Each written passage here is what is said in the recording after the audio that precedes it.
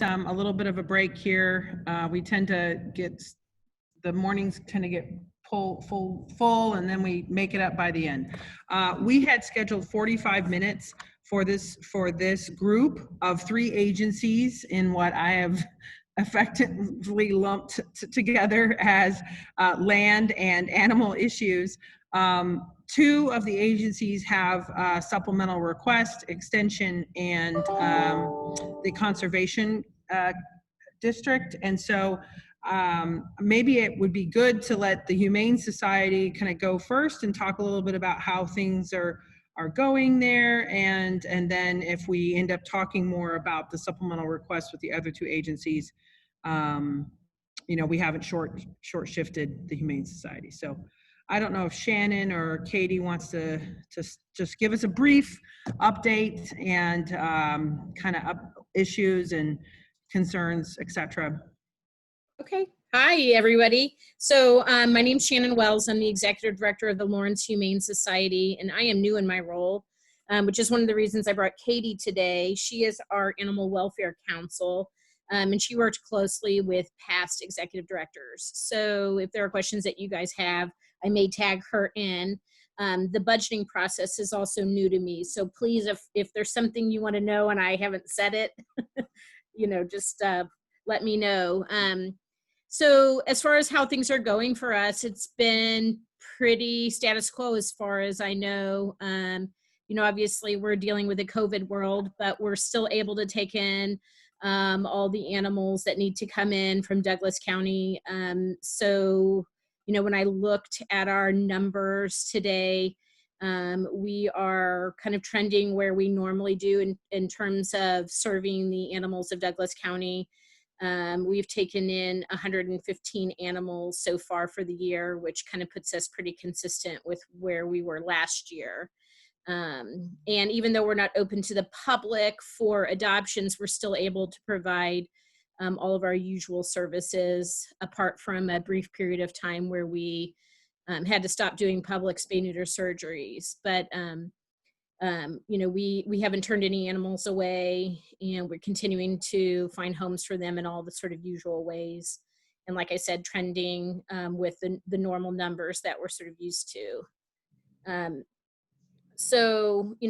For us, I think we're wanting to offer all the normal services that we're used to providing for the county, impounding the animals, housing them, basic care, standard vetting, plus any critical care or emergencies that come up. We want to be able to provide that care for them as well. And then enrichment and behavioral assessment until they are ultimately placed into homes. Over the past few years, we've trended at serving between 225 and 325 animals per year. We think that, overall that's going to be pretty consistent for 2020. And then, moving into 2021, we are anticipating serving about 275 animals from unincorporated Douglas County for that particular budget year. We are not asking for any additional funding. We recognize that everyone is strapped right now, and we do subsidize more than 50% of the cost of the care for those animals, but it's important to us that we are serving the community, and we know that in a COVID world, it's tough for cities and counties as well, and so we're not looking to receive any additional funding at this time. In addition to all the normal services that we provide, we have been working with the Douglas County Commission on evaluating the code as it pertains to animals and looking to see where we can improve efficiencies there. And we've had a couple of setbacks with just not being able to meet with COVID, but we're really looking forward to continuing that relationship in the coming months. Yes, Shannon and Katie, thank you very much for your patience on that. I know we're working hopefully to get you on a work session in, I think, August, right, Sarah? That's definitely something we can make happen. I was hoping, and we can kind of take some of this conversation offline. I'm hoping to, if we've heard from our partners at the sheriff's office and the district attorney's office, I just want to make sure we're kind of doing everything in the right order. I don't want to surprise them Right. by having a work session to talk about the code until I can kind of make sure that they can participate. And it's hard to get their full attention right now. Well, Yeah. reasonably so and understandably so. So And we understand. yeah, it's Yeah. definitely on my list. Okay. It's great.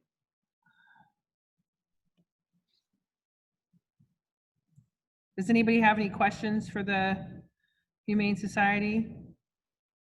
Okay, not seeing any. I don't know if we want to go ahead and talk about the Conservation District.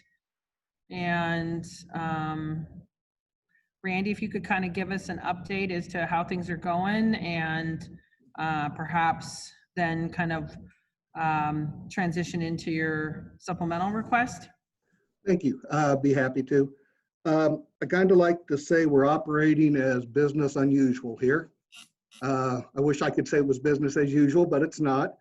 The office, as you probably know, is in lockdown. We can't have customers or any outside people come into the office, so that's affected business a little bit. We're doing most of our work via email, phone, and mail. Our cost share work and our NRCS equipped work really hasn't been affected by COVID. Our conservation technician is still able to go out and work in the fields, do projects. The state continues to fund us with that. In fact, we've got a little bit of an increase this year. They've also renewed our conservation tech's contract with a bit of a raise for next year, so that's good news. Our education and outreach program is in a bit of a flux. Heather McPeak, our outreach coordinator, and I are working on that. We're really looking at probably not doing a whole lot more in 2020, given we don't know what's going to happen. But we are looking at transitioning to 2021, possibly putting on a couple of very big events in 2021 and getting back to business as normal during that time. Things are going well. We appreciate everything the county does for us. We do have a new board member, John Bradley, and he's bringing some excellent ideas to the board. So it's good to have that new blood here. That's pretty much it from the district standpoint.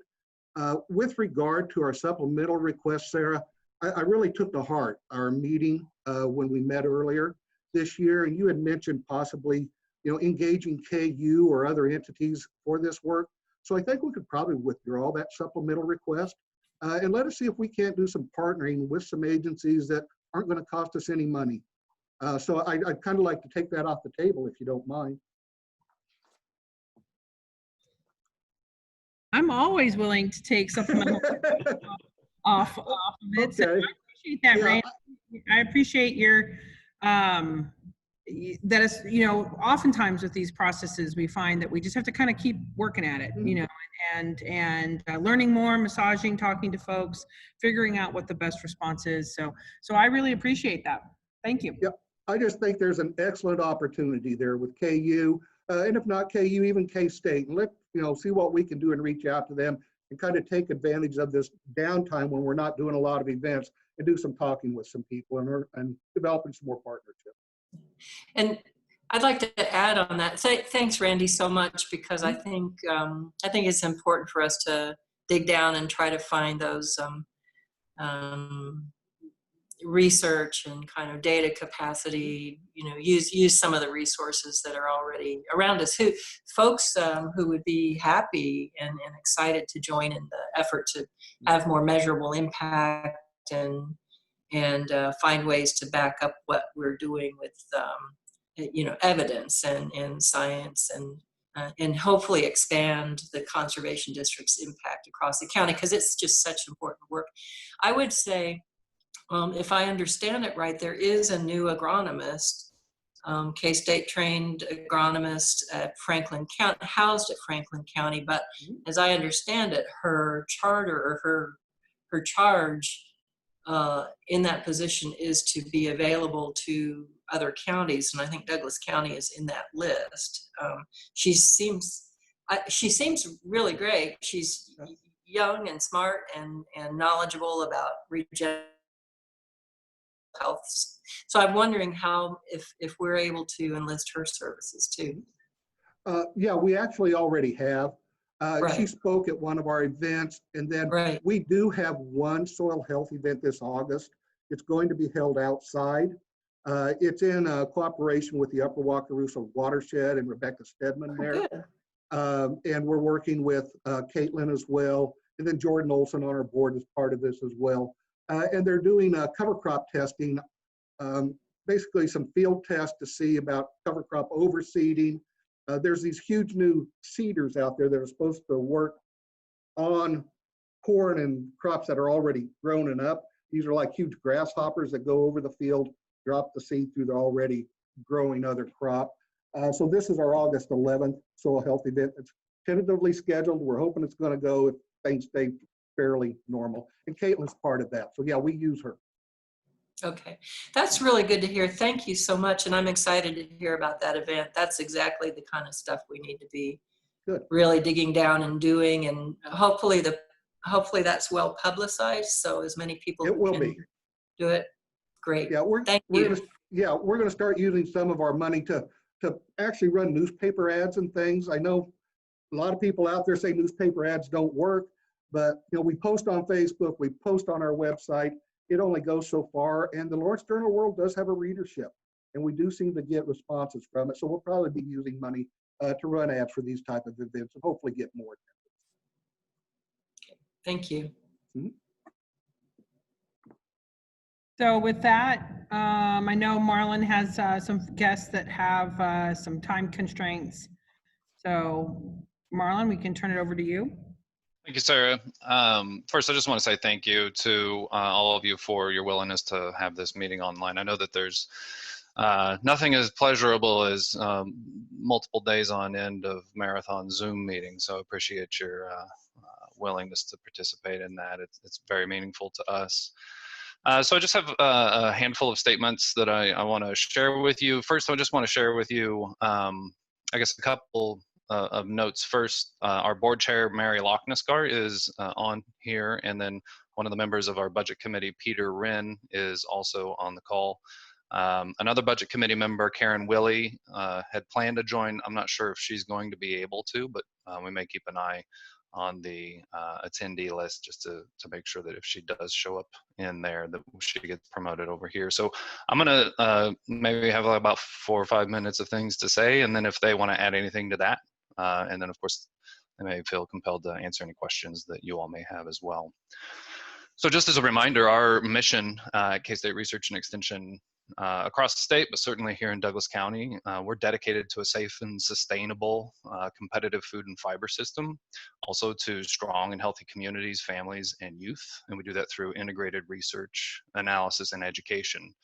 Along with that, we are committed to expanding human capacity by delivering the educational programs that we offer, as well as technical information that sort of results in improved leadership skills in the areas of communication, group dynamics, conflict resolution, issue analysis, and strategic planning.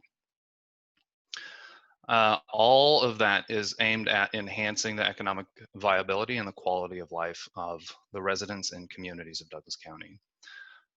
We accomplish that mission through dedicated staff in the areas of 4-H, youth development, horticulture, local food production, community development, agriculture, natural resources, nutrition, education, and family consumer sciences.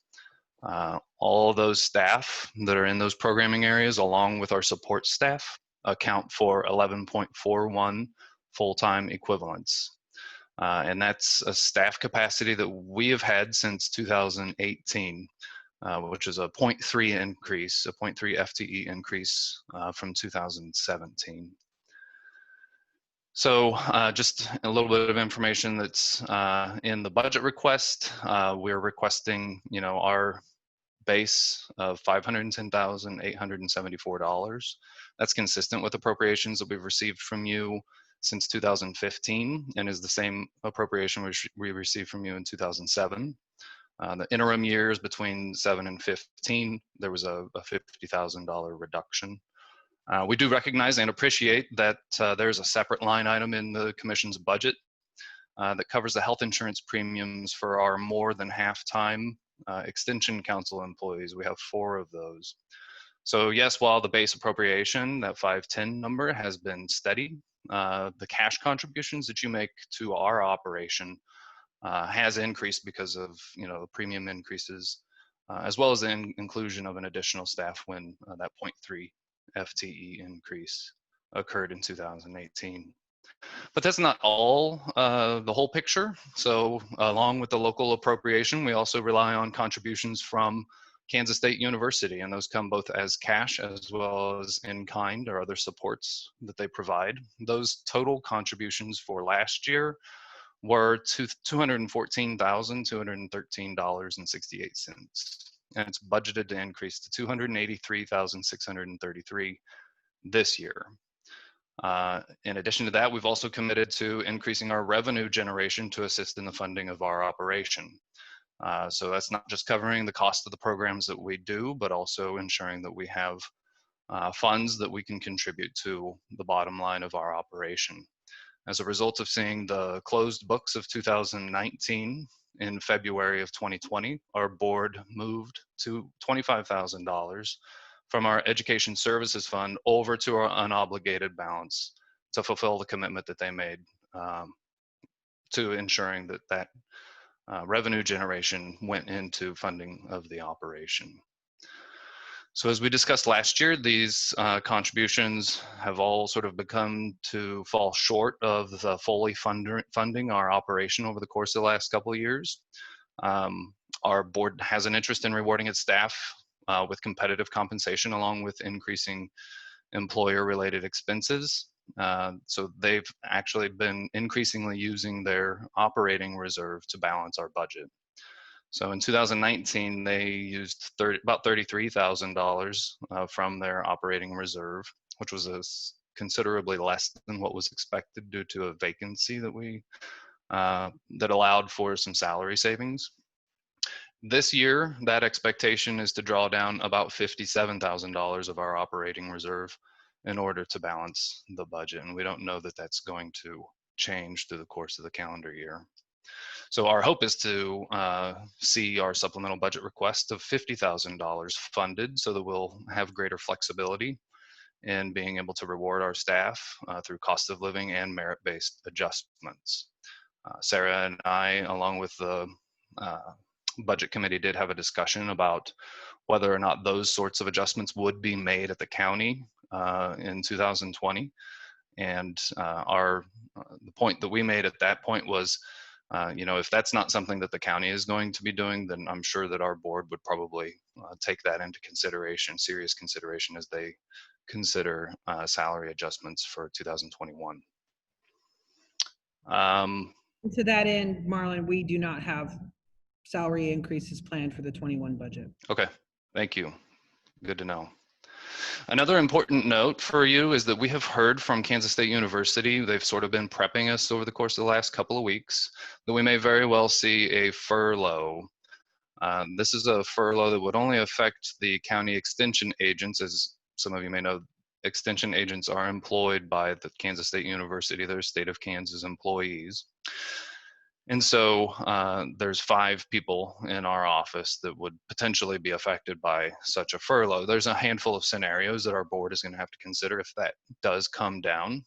One of those could lead to salary savings. So if we go through with the furlough, we'd be looking at upwards of about $10,000 in salary savings, which quite frankly would just reduce the amount of expenditure from operating reserve that we're looking at for 2020. Another scenario could lead to increasing the amount of reserves that we're spending by just a few $1,000s if the board were to choose to buy out those furloughs, which would be an option. But we're entertaining another option where we've pitched another option to administration to see if there's a way for there to be some sort of combined approach where what we accomplish is, reducing the number of days of furlough. So in getting some of the salary savings by going through with some of the furlough, but then using those salary savings to buy out the remainder of the furlough. So that would have a no effect on our salary expenditures for the year. But at any rate, we don't know if that's going to happen. We have some good reason to believe that it will, but we're not sure exactly where the board is going to stand on all of that.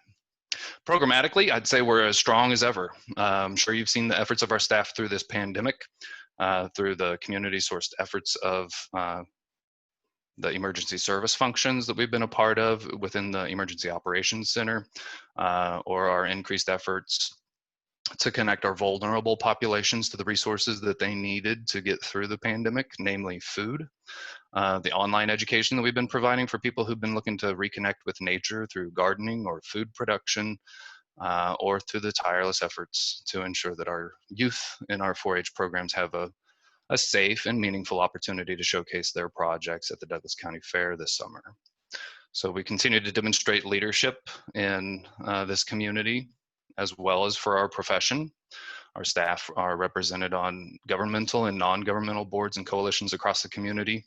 There are 3 of us who are president-elect or past president of 4 of our statewide professional associations. One of our staff is the co-lead for a statewide local foods transdisciplinary team. We have representation from this office on the Director of Extension's Advisory Board, as well as K-State Research and Extensions Committee on Diversity and Inclusion. So we have our heads down with the residents of Douglas County getting to the lasting impact of policy, systems, and environmental changing work. And we do that by providing critical support to established coalitions like Live Well Douglas County, and by giving support to new efforts aimed at strengthening our community. And an example of that would be the Eudora Seniors Foundation. So as we've discussed before, we recognize that we're not going to be able to move the needle on these community-wide issues alone.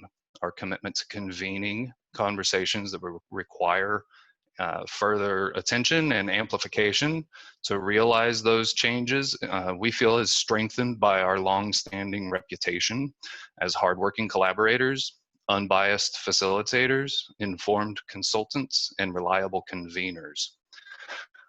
But it's your enduring support that enables our success. We are and always have been appreciative of your support. And as always, I'm happy to answer questions that you may have about our organization, whether they be aimed at our fiscal operation, our programmatic endeavors, our commitment to diversity, equity, and inclusion, or our efforts to convene critical community conversations. Thank you.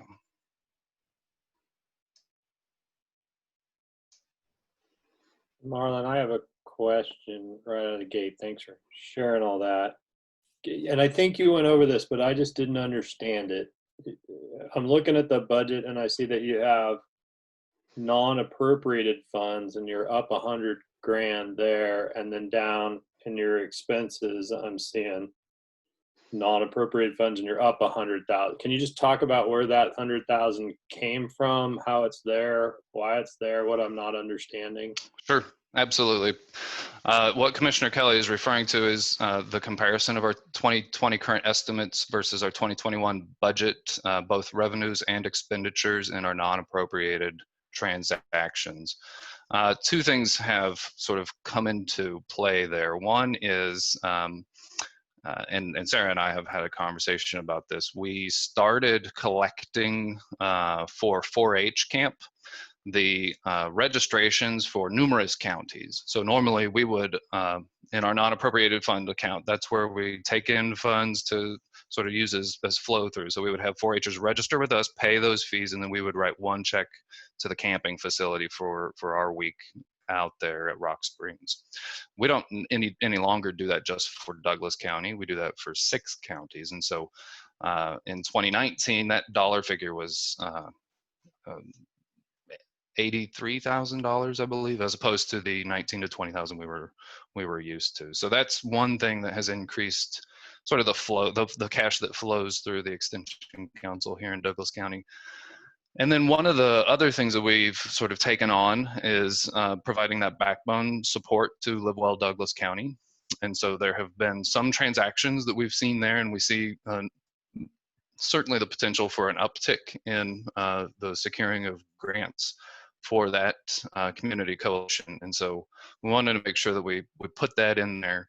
Quite frankly, the fact of the matter is, over the course of the last 2 years, our board has had to adjust its budget, specifically because we've been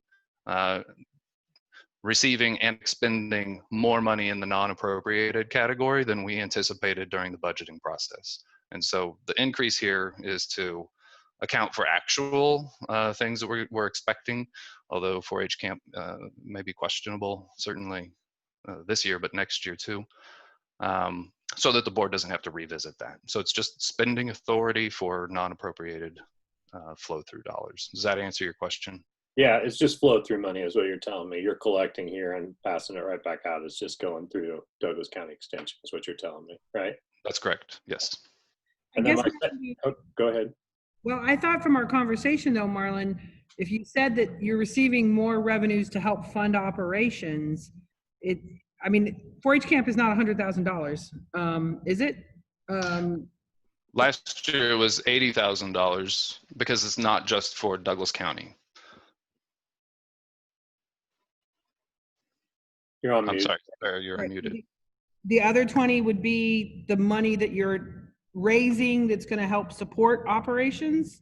So a portion, so where we get the $25,000 in savings, so you'll see the non-appropriated revenues is at 250, but the non-appropriated expenditures is 225.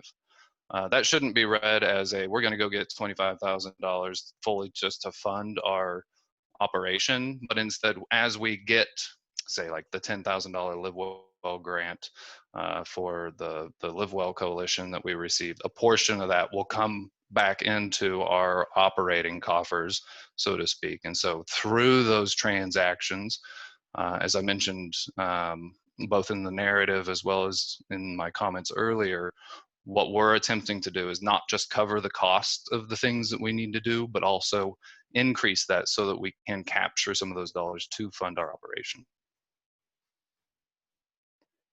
Does that create clarity? Thank you. And Marlon, we talked earlier that in our budget, it doesn't, I mean, it's a supplemental request to raises for our Douglas County employees. Would that change your supplemental request if we didn't do that? So I think there's a couple of moving targets here. One is in the narrative of the budget request, one of the things I indicated was if you look at what we would be expecting in 2021, given a flat budget from Douglas County, we would be looking at spending upwards of $80,000 if we were to do the 3% salary pool for 2021. We'd be looking at $80,000 from our operating reserve to balance that budget. However, with the additional $50,000 from the county, plus an expected $30,000 that we might get from attrition or retirement, that would balance things. So that 3% pool would certainly reduce that, but I think also the likelihood that we're going to realize that full $30,000 from attrition is probably significantly reduced due to the market of that retirement account. So I'm not sure that we're actually going to realize that 30,000. We may not realize any of it. We're not pretending that we're going to force somebody into retirement just so we can have a balanced budget. That's one of those I guess question marks that remains. But that 10%, or I'm sorry, that 3% pool actually does account for, and I'll give you the number. It might take me just 1 second. If we didn't receive the $50,000 and didn't do the 3% pool, we'd still be looking at significant contributions from our bottom line, which is what would make it difficult for the board to think about not just how are we going to reward our staff, but maybe what cutbacks are we going to have to make. Okay.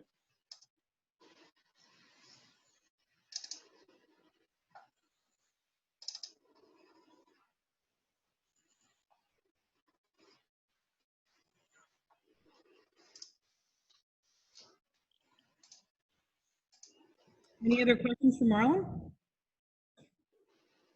So just real quick, just looking at the current estimates versus the budget, that the difference in the salary expenditure line item is the 3%. So we're looking at roughly $15,000. So if we're 80,000 deficit with a pool, we would be 65,000 deficit without that pool. And so the 50,000, the need for 50,000 would still remain. And we may very well still be deficit spending, but to no more than 15,000 if we don't get any salary savings from a retirement. I hope I did a good job describing that.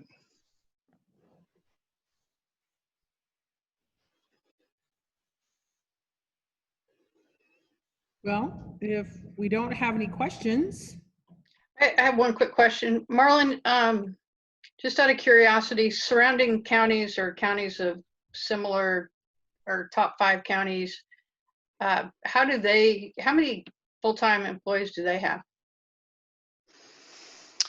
So I have a couple of spreadsheets that I could share with you, Michelle. I think I don't know that we have one place that kind of shows the FTEs within each of those local units. The information that we get from the university exclusively looks at how many agents those counties have, what their county appropriation is, and sort of like what the contribution to the extension operation through that appropriation per capita looks like. And so I could see if I could pull that up really quick. You can get it to me later and we can discuss it when we get into our deliberations, but do you just know off the top of your head how many, say, Franklin County has? So Franklin County is in a different operational model. They're in a district. So Franklin County is sort of jointly governed by a board that represents Osage, Franklin, and Anderson counties. And so that's a 3-county district. And so anybody that works in those districts kind of has that sort of district-wide responsibility. That's a district that I think I would say has probably 6 or 7 agents off the top of my head, but then office support staff and program assistants in each one of those counties in addition to those agents. Okay, thank you. You bet. I don't have any questions. I just wanted to add a comment here at the end to say I suspect that no one in our community recognizes all of the ways that our extension office serves the entire community, both the cities and the rural parts of the county in so many ways. And you all excel at leadership and innovation and community spirit and stepping up in a crisis and collaboration. And I hope you know that your leadership, Marlon, and your agency's leadership and hard work is very much appreciated. And I think your work only grows. I mean, people are, especially with this COVID moment, but even before then, people are really waking up to connected to food, connected to community, and opportunities to be more, have kids connected to programs that are kind of,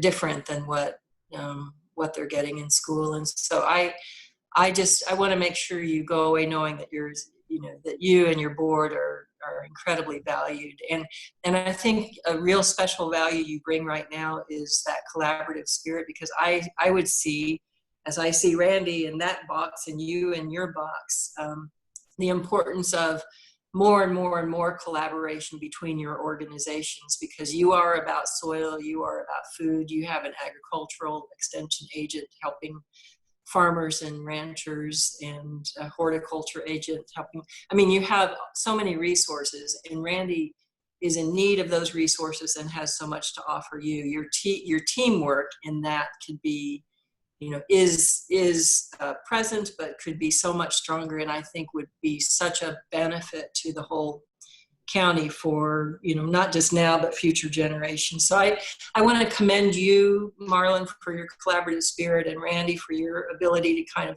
grow into that collaborative relationship. And I just, I want you to know that Marlon, you've had a tremendous impact on this community and that agency. And I'm really grateful for it, and for all your board's great work. I see Peter in that box, and he's been working so hard. And I know Karen and others have worked really hard too, to lift up your agency. It's really important in Douglas County. So thank you. Thank you. Those very nice words. To your point about doing better, I think that's one thing that we sort of always have on our horizon. So understanding that there are efficiencies that can be made, there are more connections that can be made. Those are all things that are always on our radar, and that we consistently speak to. And I think there's a lot more that can be done, and there's a world of possibility, and so we do our best to prioritize those possibilities and make concrete action towards them. Okay, if anybody doesn't have any other things to add, I appreciate everyone coming in this morning. Sorry we got started a little bit late. Appreciate your help. The commissioners are going to continue to have hearings tomorrow and into next week, and then deliberations will start after that. So thank you for your time today. Thank you. And Daviana, could you move the folks from LDCFM in? Sure thing.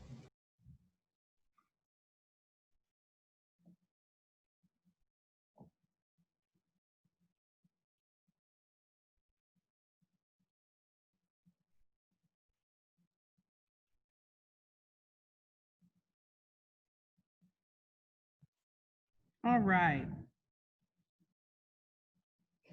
We do, commissioners, you were emailed last night some updated materials on fire medical on their budget, correct, Cami?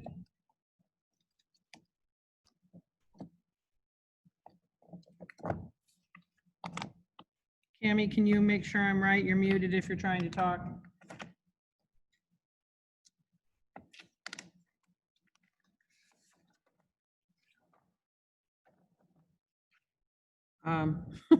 Cami.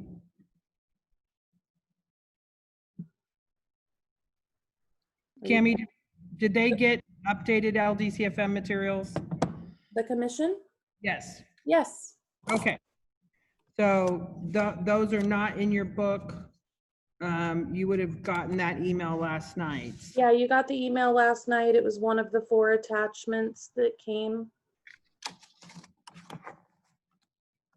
And all it does is change the bottom line and the internal services number as far as big picture. And Cami will help me navigate how LDCFM is in our budget in a variety of ways. So just to refresh the commissioners, under your budget report tab, we have the ambulance fund on page 110.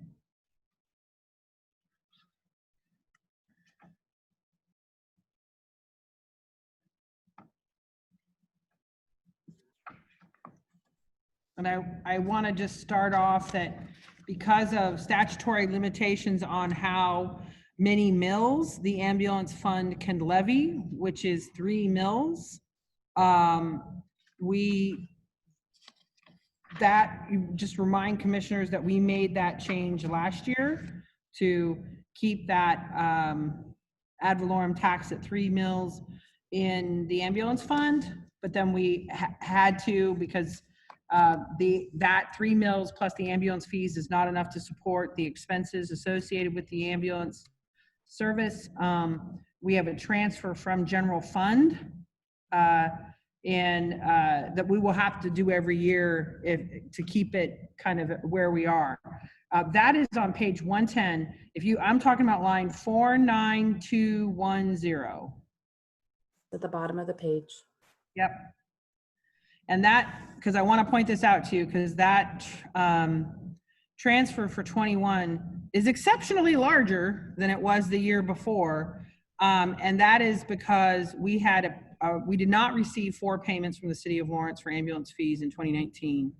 And so we need to correct that right, Cammie? Do I have that right? Well, yeah, that's part of it.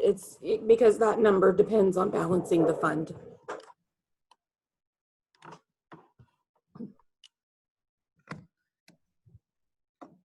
So inside, then as you move to expenses on this fund, which start then on like page 112, most of those line items are direct expenses to the county. The amount that the city of Lawrence relays to us for the cost of the service comes through on line 94010.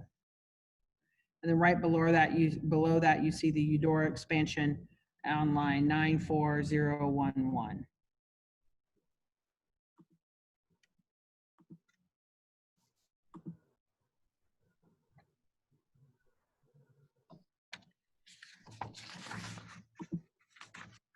And Go ahead. no, do you have a question, Commissioner? Well, I'm just trying to make sense of this updated one that Cammie sent us and figure out where to plug in the new number. That's So it goes under your orange tab, and I think that new number, yeah, Cammie. He's asking for how it fits on this budget page, and so I'm gonna find the exact line number for you that changes.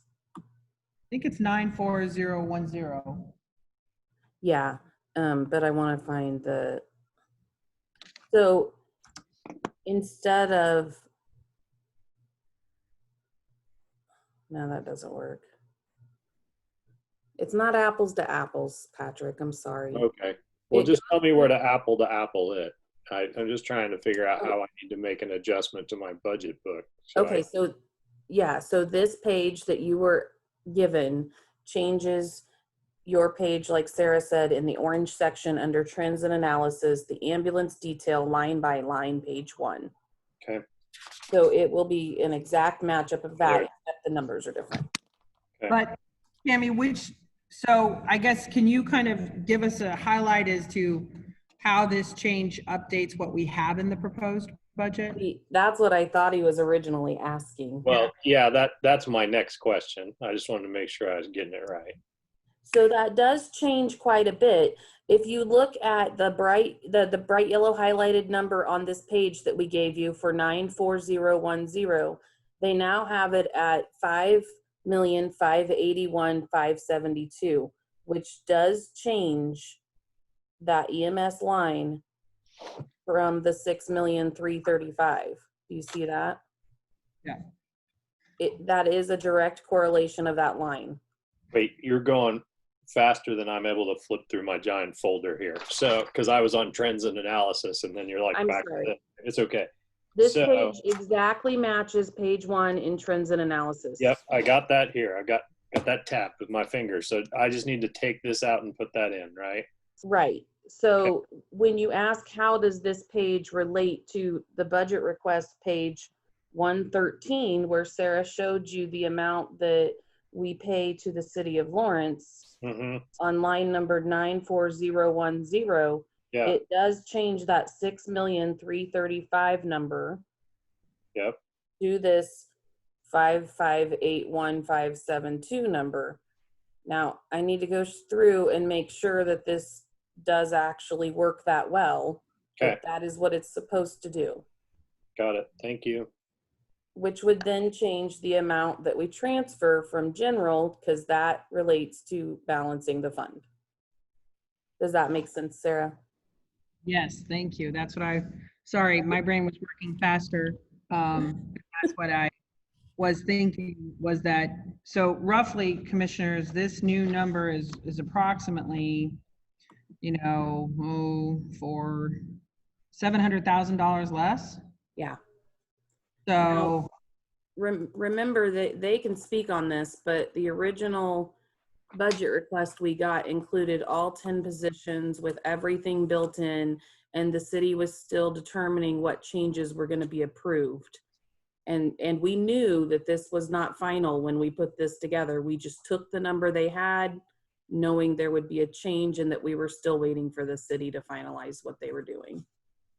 Okay. Yeah, and that's always something that happens every year. You know, we build our budget with, everything's flat from the year before, and we don't include any add-ons, and the city kind of starts with a bigger number and narrows the funnel. So this is part of why we always have so much fun with LDCFM every year. I can see Chief Coffee smiling behind that mask over there. Yeah, look at him. I can totally smiling. I'm waiting for us to all get masks that we can change like to smiles to frowns, or something like that. I think that's the next phase. So could you help me out through all of that, trying to read last night's memo and rifling through my budget book, and I have to admit I need a do-over on what was just talked about in kind of a clear sense of what we are looking at in terms of what has changed from the budget book to last night's memo, and we have some city folks here. I guess I'd like a really clear explanation of what we just did. Cami, you want to try one more time? Yeah, so Thank you. we originally had a much larger number that included 10 new positions built in to the LDCFM budget. And after we had that budget meeting with them, we discussed that we needed the city's finalized numbers, and our timings didn't all collide at the same time. So the budget that was prepared for the ambulance fund was $753,000 more than what they actually are going to do. So this new memo, it breaks down all those numbers. And I have a feeling. Thank you. Okay. That's what I needed to hear, just really clearly. Cliff notes, got it. Yeah, thank you. And my bet, by the time Cami cleans that up and just verifies where we're at in terms of payments and so forth, that the 2021 transfer, Cami, will be pretty close to what we had in 2020. Yeah, and that makes sense. It will probably be just slightly elevated from last year. Yeah. And a lot of that we expected with the, I'm not going to say it right, but the negotiations that went on last year after the fact that went so late into, past budget cycle. So we obviously wouldn't have had personnel updated to a proper, we tried to get stuff in there, but we just didn't know what was going to happen. So I expect it to be similar, just elevated a little, not the 1.2 million transfer.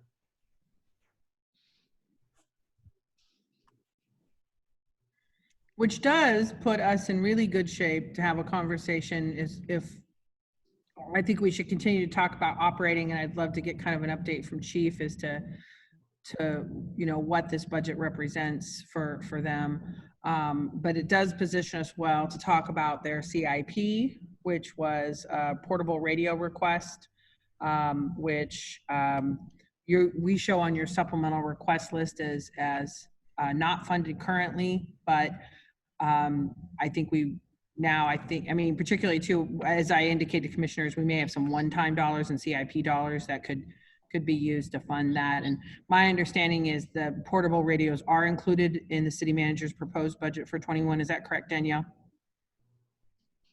It has not been publicly posted, but it does appear that it will be in there. Yes. All signs point to yes in the Magic 8 Ball of budget. Yes. Okay. Chief, do we have any other initial questions as we try to get our bearings on the LDCFM budget? It always takes Well, us. I think appreciate your time, commissioners. And with me today, I have Division Chief Fagan and Rachel Palmer-Reeve here. They're instrumental in the development of our 2021 budget. Unfortunately, COVID being a large impact on our community has had a impact on our budget. We did submit for 10 additional positions that we think are, I hate to say desperately, but I'll use it, desperately needed within our organization, some of them more than others. But with the COVID-19 and the reductions taking place, none of those positions were moved forward by the city at this time. So we look forward to having those discussions in even more depth next year, hopefully, as it relates to the budget, move forward. But this time, we remained essentially status quo per last year. We have made some improvements. If you look in our personnel services, the city made some adjustments on how they figure the regular salaries and the percentages based on that. And we also instituted a new hiring model that we believe is going to have a direct impact on our overall line item of overtime and a reduction there. So we're very excited. We're starting that process right now. We're excited to see how that comes out. That was another project that was completed by Chief Fagan, Rachel, and Mackenzie Azell, and really showed the importance of our hiring. It's going to be somewhat like a supply chain management process. We have a min-max on our hiring, and we think by these triggers that we have in place now, it'll really reduce our overtime that we have within our organization. Other than that, you do see an increase in some of our costs as it relates to the property insurance fund.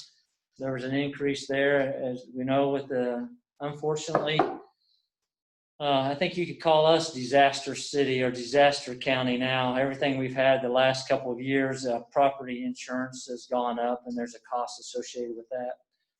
But overall, everything else pretty much stayed the same. There was a philosophy within the city as it relates to internal services, and Danielle can probably talk a little bit more in depth on that. But we've actually separated that out for your review as well. But I think that's the highlights of it. We'd stand for any questions you might have. And if I can't answer it or stumble around, I got my experts here with me.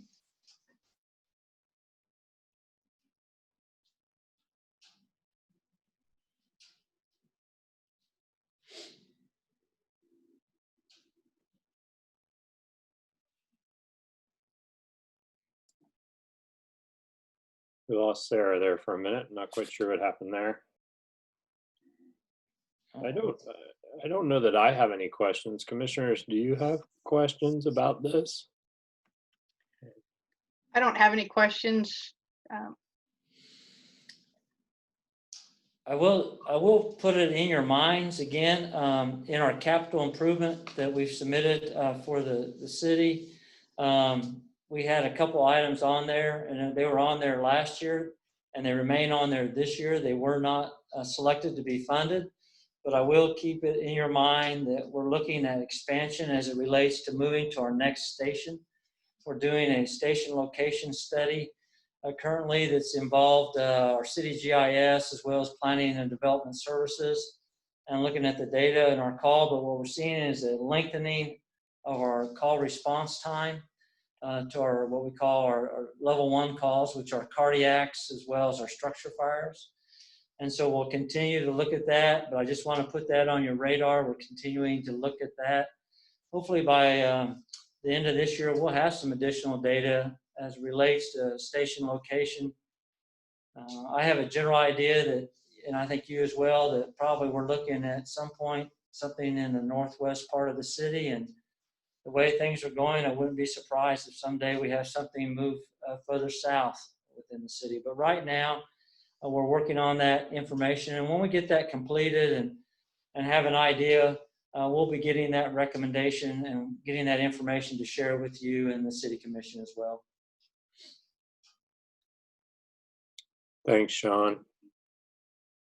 Danielle, I know we're going to talk this evening at our 5 o'clock meeting about the internal services. That's the other supplemental. So I would guess that we can wait on our questions then for that. Don't you think, commissioners? I mean, if we have any further questions, that's the other supplemental request. Yeah. Okay. Well, if we don't have any questions, and we don't know what happened to Sarah, I guess we will see you all this evening at 5. Yeah, does that sound right, I think you'll see Danielle Danielle? there. I don't know, there's a lot going on down at the courthouse Yeah, today in the LEC, and I don't know if that has something to do with. yeah, I don't know either. I think probably what we'll do is just take a little break here. I think our next group commissioners was at what time? 11. All right. Thank you. Yeah. Thanks. Thanks, Sean. Thanks, Danielle. Thanks, Danielle. Appreciate it. Thanks, everybody. Appreciate it. We'll just take a little break, and we'll come back. Okay.